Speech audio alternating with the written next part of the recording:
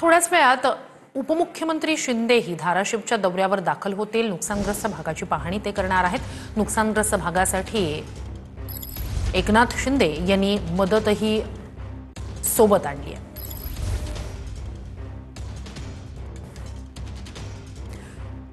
तर ही दृश्य आपण पाहतो आहोत। उपमुख्यमंत्री शिंदे थोड्याच वेळात धाराशिवमध्ये दाखल होतील। त्या ठिकाणी पाहणी ते करणार आहेत। तर पूरग्रस्त बांधवांसाठी अन्नधान्याची आणि इतर जीवनावश्यक वस्तूंची मदत केली जाते। त्यासाठीचा या सगळ्या वस्तू घेऊन दाखल झालेला या सगळ्या महत्त्वाचा असा जिन्नसीचा ट्रक अनेक जे आहेत ते त्या ठिकाणी पोहोचलेले आहेत। नुकसानग्रस्त भागासाठी मदत घेऊनच उपमुख्यमंत्री शिंदे हे धाराशिवमध्ये जिल्ह्यामध्ये नुकसानग्रस्त तालुक्यांमध्ये मदत जी आहे ती पाठवली जाते। मग पाहतोय की मदतीचे किट जे आहेत ते सध्या परांड्यामध्ये दाखल झालेले आहेत। थोड्या वेळात एकनाथ शिंदे या ठिकाणी दाखल होतात। मात्र आपण पाहतो की त्याआधीच हे सगळं जीवनावश्यक साहित्य जे आहे त्या ठिकाणी दाखल झालेलं आहे। आपण पाहतो की पूरग्रस्त बांधवांसाठी शिवसेना युवासेनेची मदतीची साथ अशा पद्धतीने टॅगलाईन जे आहे ते देण्यात आलेले आहे। आणि आपण पाहतो की शिवसेनेचं किट जे आहे ते प्रत्येक शेतकऱ्याच्या घरोघरी पोहोचवलं जाईल। कारण अनेक शेतकऱ्यांचं संसार उपयोगी साहित्य जे आहे ते पाण्यामध्ये वाहून गेलेलं आहे।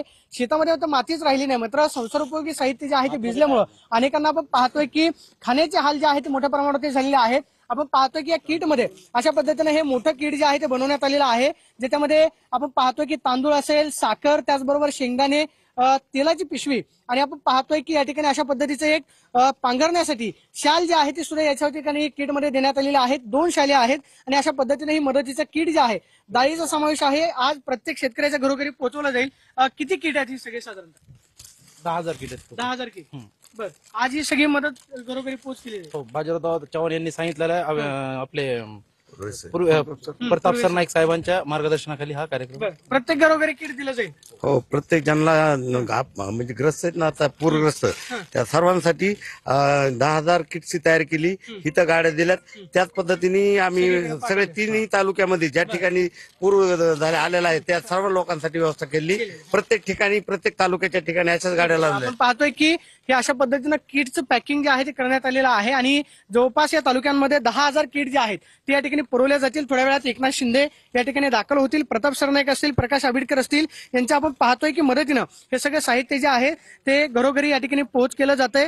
आणि आपण पाहतोय की या ठिकाणी किटमध्ये काय काय साहित्य जे आहे ते देण्यात आलेलं आहे। आपण पाहतोय की शिवसेनेकडून मदत दिली जाईल। आपण परत एकदा दाखवूयात की शिवसेनेकडून कशा पद्धतीने मदत जी आहे ती केली जाते। आपण पाहतोय की हे आट्याचा पुडा जवळपास 5 किलो आटा जो आहे तो याच्यामध्ये आहे। हे दा एक मिनिट, आपण पाहतोय की चहा, पोहे, त्याचबरोबर डाळ, मुगाची डाळ जी आहे, शेंगदाणा असेल, त्याचबरोबर आपण पाहतोय की हे 2 कपडे ज्याच्यामध्ये खरं तर संसार उपयोगी साहित्य भिजल्यामुळं अनेक ठिकाणी पांघरण्यासाठी सुद्धा खरं तर लोकांना साहित्य घरामध्ये राहिलं नाही, त्यांना आपण पाहतोय की 2 शाली दिल्या जातील। त्याच पद्धतीनं ही तेलाची पिशवी आहे, साखर आपण पाहतोय, त्याचबरोबर चहापत्ती असेल, त्याचबरोबर अशा पद्धतीनं कांदा मसाला, त्याचबरोबर आणि तांदूळ जे आहेत अशा पद्धतीचं किट जे आहे ते या ठिकाणी देण्यात आलेलं आहे।